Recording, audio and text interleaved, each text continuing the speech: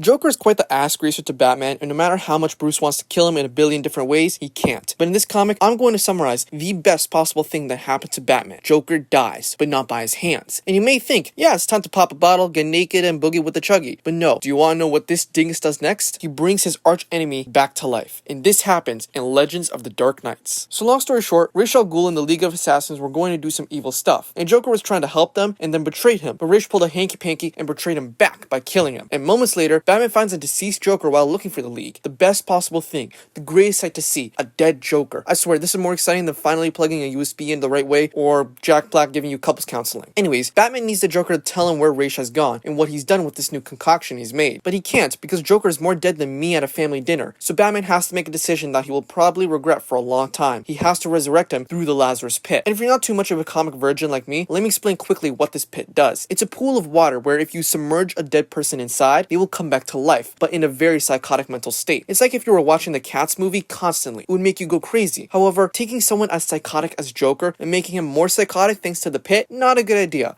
But Batman had to do this. So after Alfred landing base and Batman preparing the resurrection semen, they chucked Joker into the pit, and sure enough, this dead Joker came straight back to life. But something weird happened. More weird than Kanye West not posting 10 IG posts about Pete Davidson in a day. Joker came back to life, sane. He was acting in shock of what happened. It was tough for him to get words out of his mouth. He wasn't a maniac. Batman was kind of surprised, but also vexed by this, because he wasn't getting answers. But eventually, he got Ra's location thanks to the Joker. Ra's and the League were in a submarine underwater, of course, planning their next attack. So Batman, Alfred, alongside the Joker, who's been encased in some restraints, go on a trip in their favorite rocket ship to fight the League and stop them. And yes, during this time, Joker is feeling bad for everything he's done, and shares a story about a man who would fall from tall buildings, and people would peek through the window as if they want to see boobies, but instead, they saw the great dark night falling, and they would hear him say something to himself. He would say, "So far, so good." Will this become relevant later in the story?